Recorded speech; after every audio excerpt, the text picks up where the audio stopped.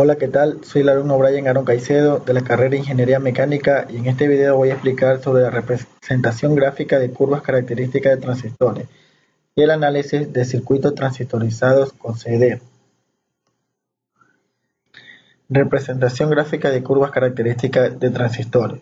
A veces es útil describir gráficamente las curvas características, intensidad y voltaje del transistor. Vemos en la figura que se ilustra la curva característica de la intensidad C con el voltaje VE, que es la relación exponencial, que es idéntica a la relación intensidad-voltaje del diodo. Las curvas IE, voltaje VE e intensidad V y voltaje VE también son exponenciales, pero con diferentes corrientes de escala. Como la constante de la curva exponencial es 1 sobre voltaje térmico, es bastante alta, es decir, 40 voltios, la curva se eleva en forma muy pronunciada. Para voltaje VE menor de 0.5 voltios, la corriente es insignificante, por lo pequeña. Del mismo modo, en casi todos los valores normales de corriente, voltaje VE está entre 0.6 y 0.8 voltios. Al realizar rápidos cálculos de CD de primer orden, normalmente suponemos que voltaje VE es igual a 0.7 voltios. Representación gráfica de curva característica de transistores.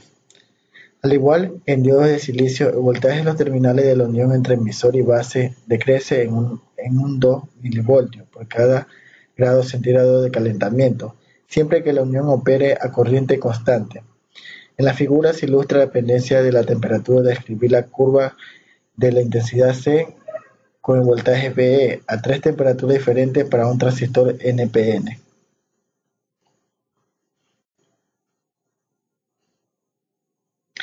En la figura se ilustra la curva característica IC contra voltaje CB de un transistor NPN. Para varios valores de la corriente del emisor IE, estas curvas se pueden medir por medio de circuitos que se ilustran en la figura. Solo se muestra la operación del modo activo, ya que únicamente se muestra la porción de la curva para el voltaje CB, que es mayor o igual a cero. Como se puede ver, las curvas son rectas horizontales, los cuales corroboran el hecho que el colector se comporta como una fuente de corriente constante.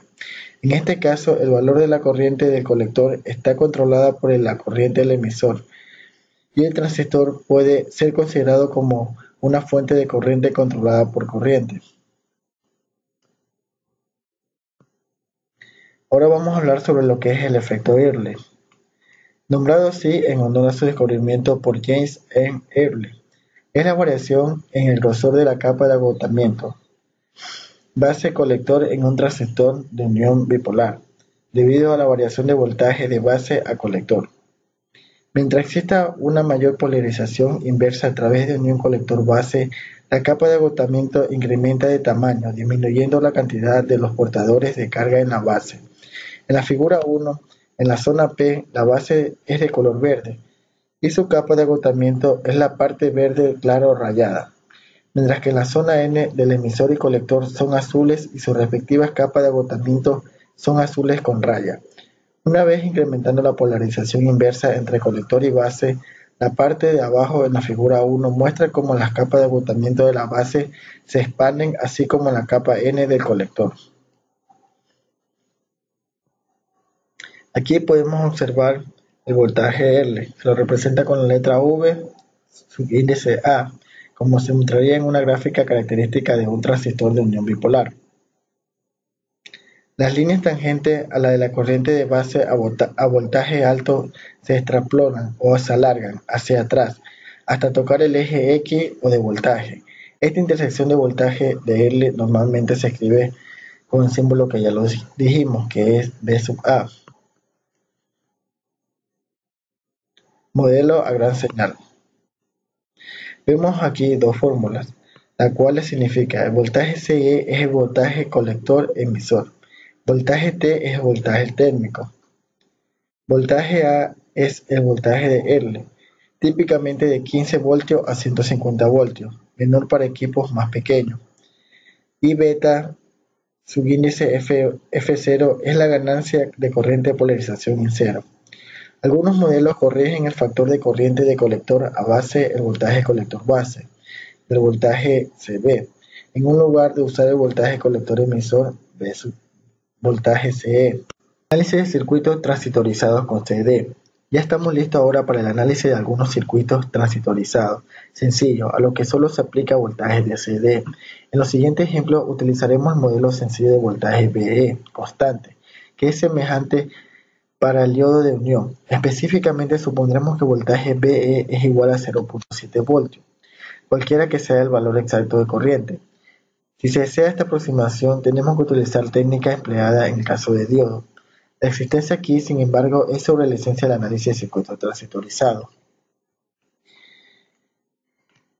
Vemos un ejemplo. Deseamos realizar el circuito de la figura siguiente para determinar los voltajes en los nodos y las corrientes que pasan por las ramas. También tenemos que ver que el voltaje de la base es de 6 voltios. La solución. Si suponemos que la operación en modo activo tendremos que el voltaje en el emisor es igual a más 6 voltios menos el voltaje del base emisor. Entonces quiere decir que este sería 6 menos 0.7, lo que es igual a 5.3 voltios. La intensidad en el emisor es de 5.3 sobre 3.3, lo que nos daría en el cálculo 1.6 miliamperios. El voltaje en el colector sería de 10 menos 4.7 por la intensidad de la corriente. Esto nos daría un resultado de 2.48 voltios. Como el voltaje calculado del colector parece ser menor que el de la base, que es 3.52 voltios, se deduce que nuestra suposición original de operación en modo activo es incorrecta. En efecto, el transistor tiene que estar en modo de saturación, como todo circuito equivalente a pequeña señal.